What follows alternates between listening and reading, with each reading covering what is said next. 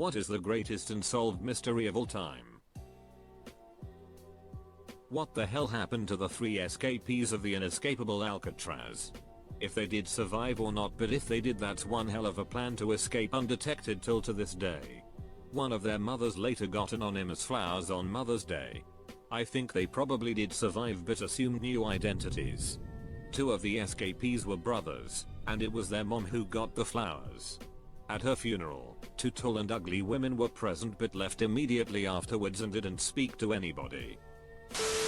The consciousness.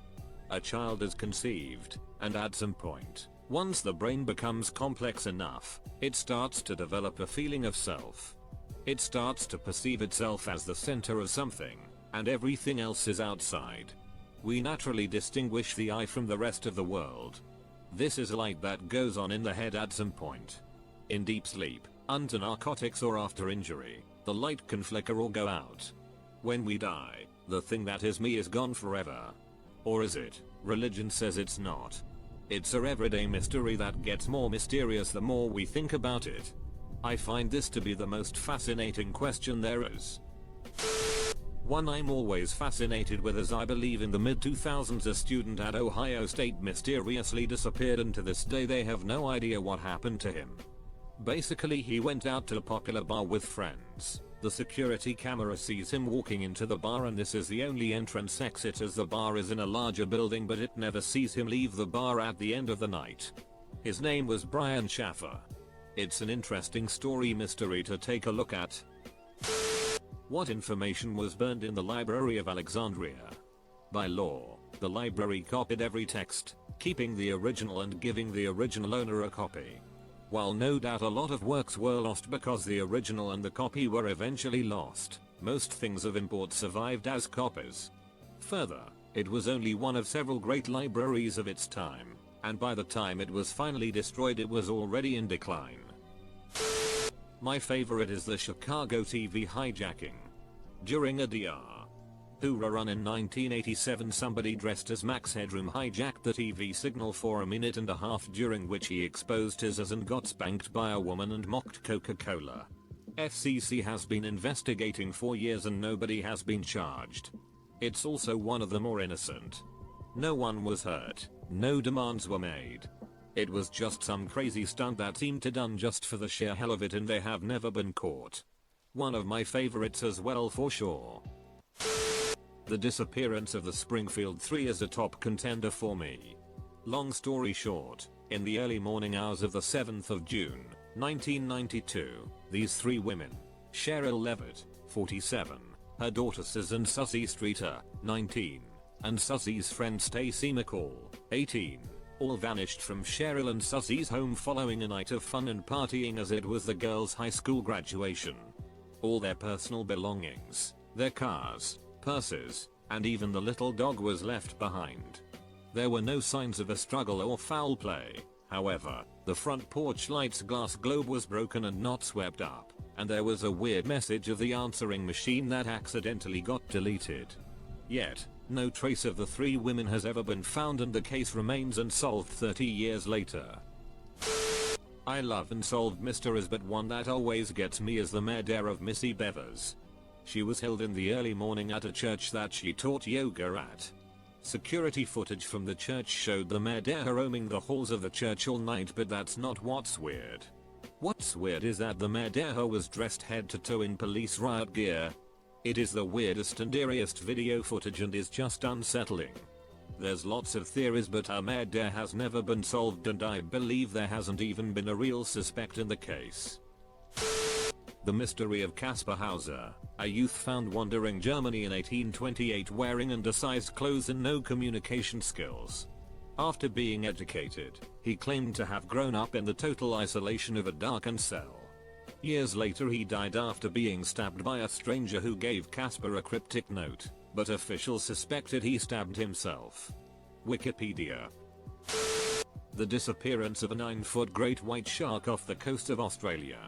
In 2003, researchers tagged a 3-meter, 9-foot, female great white shark to measure water temperature and at what depth. However, the shark disappeared 4 months later. The tag was washed ashore and the researchers found out that the shark dived to a depth of around 610 meters, 2,000 feet, where the temperature shot up from 7 degrees C to 25 degrees C, 46 degree F to 78 degree F. This caused them to believe that the shark was eaten and are now on the hunt for the creature. This has been solved. The movement patterns match that of migrating great white sharks and the temperature recorded is consistent with the internal temp of a migrating great white shark. By tracking size to speed they were able to estimate the size to be a 16 feet great white, which is within their size limit. So it was concluded to be a cannibal great white shark. Cannibalism among sharks is not uncommon. Disappearance of Asha degree. In 2000, 9-year-old girl that packed a bag in the middle of a storm and was last seen walking down a highway. A driver approached her to help and she ran into the woods and was never seen again. Nothing suggests why she would run away. Her book bag was found a year later. Most likely she was abducted while walking, but why did she leave her house in the middle of a raging storm? Two most likely theories. She was groomed by a family friend who convinced her that he had planned a surprise for her parents' anniversary, which was in a week or two. He tells her to walk a bit from home, where he takes her in the woods and murders her. Accounts say that Asha was a voracious reader and was currently reading a book about children who run away from home or something like that. She left home to go on an adventure. The storm would have only increased the sense of magic and adventure. Unfortunately, she gets caught by someone on the highway who murders her. I actually lean toward number 2.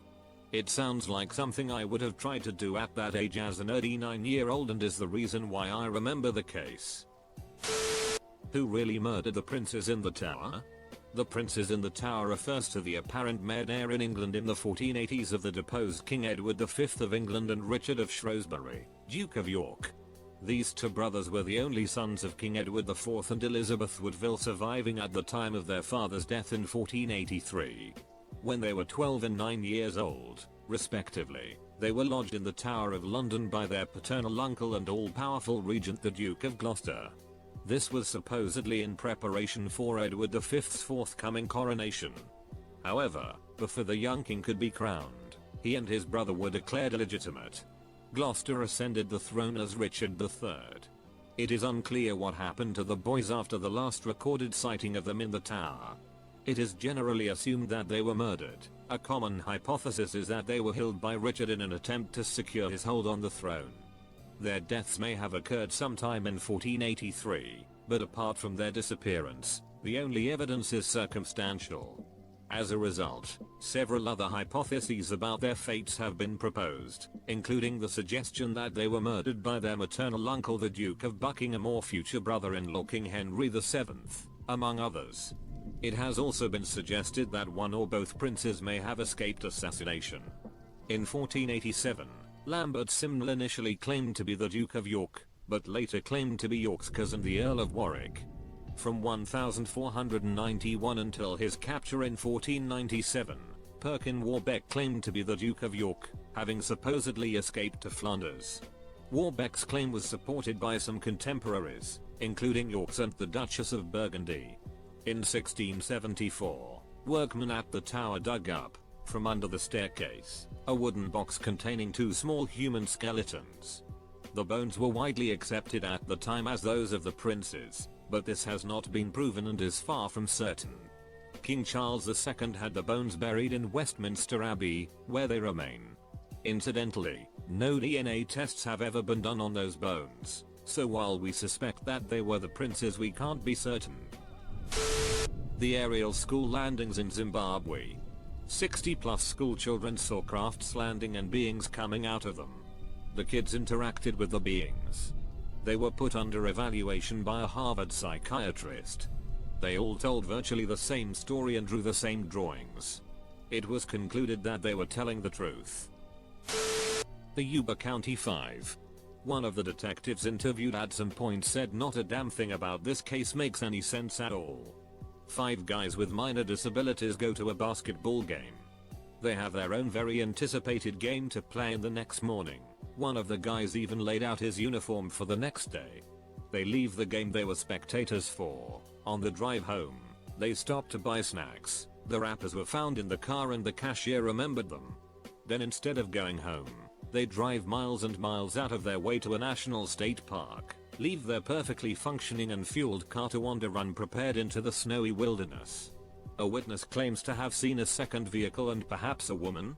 A convenience store nearby claimed to have seen them the next day. But 3 of them are found dead in the woods, believed to have died from exposure. A 4th one is found in a trailer in the woods that had sufficient food and heat sources to survive for quite a while, having apparently starved to death and losing 200 pounds before succumbing to that and hypothermia. He had approximately 13 weeks of beard growth. The last man has never been found. So, firstly, why? And then why starve to death in the woods for weeks? If it was foul play, for what purpose? Their car wasn't stolen. There was no money to be gained. Even if it was some weird cult thing, none of them were apparently harmed. They all just died in the woods from staying in the woods. Edit. A lot of people are pointing out that the man who starved to death lacked common sense and his disability might have led to him not wanting to eat stolen food. He was not alone in the trailer the entire time. After he died, someone wrapped his body and head in a way he could not have wrapped himself. His disability alone does not explain his starvation. At least 2 of them made it to the trailer, and some of the food was opened and eaten, but not enough to keep him from starving. Some of the food was stored in an outbuilding. It's just more likely that they didn't look hard enough to find it, more than the starvation. The problem is that they stayed somewhere in the woods for weeks instead of just walking down the road on any particular day the weather was better. The car belonged to Jack Madruga. He really did not like anyone else driving his vehicle, and he was not the one with schizophrenia. So while Gary Mathias absolutely could have initiated the whole event with an episode, he had been taking his meds and he was very unlikely to be at the wheel and just take the other 4 along for the ride. However, I understand it is possible that in the midst of an episode Gary pressured Jack into letting him drive. Their families knew their disabilities a whole hell of a lot better than you do, and their parents let them go to a basketball game together and were baffled at how this happened. I'm sure their disabilities played into how it happened. There's just layers of confusing details and contradictions. I have not long ago watched a video from Lazy Masquerade. It was about an old woman who was almost deaf and almost blind. If I remember correctly, she was at the age of around 80 years old. 2 people broke into her house, put her into bed, then hurt her. She has later escaped the house, went to the neighbor's home and called the police, saying her phone was not working. Police arrived a few moments later and saw that the sheets were bloody and indeed, the telephone was damaged, one of its main components ripped out. Police thought that she was bluffing due to the reasons I've mentioned, but seeing it right there, they fixed her phone and kept an eye on her. This happened several more times until one fateful day. The lady has been murdered. However, the police said it was of a heart attack. She was found in her bed, face down, hands tied with a scarf, sheets bloody. The kids of the mother didn't believe that the police said it was of natural cause and filed a report against the department. However, that got to nowhere. The police kept it as death of heart attack and the murderers have never been found. This is honestly the most weirdest story of all. The murderers not found and the police shuffling the case to be a natural death that it wasn't. Weird, isn't it? Who stole the 13 pieces of artwork from the Gardner Museum? Where are the paintings now? Where are the men who committed the heist? Gardner Museum heist and BuzzFeed Unsolved did an episode on it. What was in the libraries of Castle Alamet that were destroyed? The castle was sieged and burned in the early Middle Ages by the Mongols, I believe in 1282 AD. They were a league of assassins founded by Hassan I Saber, and the castle, Alamet, was their stronghold. They were involved in political murders and especially high-profile targets. There was said to be beautiful gardens at the castle. The library of the Assassin Order and the documents were burned during the fall of Alamet. What knowledge did they burn? What secrets did they have? What did the gardens look like, and were these gardens real? The Hashishins and Castle Alamet and Biographics episode. Maybe not the greatest unsolved mystery of all time, but one that is definitely the greatest unsolved mystery in my hometown is Disappearance of 3 boys known as the Lost Boys of Hannibal in May 1967. An adventurous trio of boys went out into the woods near their home in Hannibal, Missouri to explore part of its extensive network of caves. They were never seen again. The story of the lost boys of Hannibal has continued to fascinate people across the world ever since. Even now, 54 years later, their loved ones hope to finally solve the mystery and learn what became of the children who simply seemed to vanish into thin air. Did they run away from home? Were they trapped in one of the area's many caves? Were they kidnapped? Murdered? Everyone has their theories, but nothing has ever been proven. So we think the universe was created at the Big Bang, where all of the universe's matter was focused in such a small point and at such a high temperature that it led to the formation of atoms, our laws of physics, solid matter, etc. Makes sense, but what always confuses me is how did that matter get into that point in the first place? Like, we know energy can't be created or destroyed, but it can't have just existed forever, right? Everything must have a beginning, yet this is sort of paradoxical because you can't make something out of nothing. Sure, maybe the Big Bang happened due to the collapse of a previous universe or something. In that case, where did the previous universe come from? Keeps me up at night, lol. The killing of Kenrix Mroy. Man was hated to the bone in the town and his murder had around 45 possible witnesses, but no one claimed to see anything. He terrorized the town, they got tired of it. No one has ever been convicted of being the shooter. It's not really an unsolved mystery. They had a town meeting and basically decided he needed to die. A handful of the men ambushed him. Then there was a conspiracy of silence. I remember that the sheriff also coincidentally left town right before he died before coming back. It's pretty obvious the whole town hated his guts and wanted him dead. The dude was a sociopath who raped children, burned down houses, and killed people's pets and got away with it because he'd intimidate the jury at his trials. Even the cops probably realized that the only way they'd be rid of him is if someone killed him. How did Aboriginals get to Australia 50,000 years ago? This was very recently after humans started to leave Africa, and they would have only had the most primitive rafts for a very tough 7-day voyage. But what's weird is that Aboriginals then had no history of seafaring after. So it's like this group hopped on a raft and by some miracle, or mistake, made it Australia and then were like, duck that, we're never doing that again. Must have been a traumatic voyage. Dan Cooper. An insane Chad. Unknown fate. Info. This Dan Cooper hijacked a plane in Northwest Airlines. He asked for the waitress and gave her the note saying, I have TNT, and would like for you to stay here. No funny stuff, he said it. The plane was back on ground, all hostages released, except the flight crew, and most of passengers didn't even notice. He demanded 2 main parachutes and 2 reserve ones. And also money. He demanded flight to Mexico, but it was impossible, so they refueled in Seattle Dart. He was very explicit in flight configurations, but didn't specify the route. Weird. When the plane landed for refuel, he wasn't there. He jumped from commercial plane on low altitude in cold weather. Most of Air Force paratroopers wouldn't do this jump. Mind you, he was in civilian clothes. Look up full story on YouTube channel, let me know.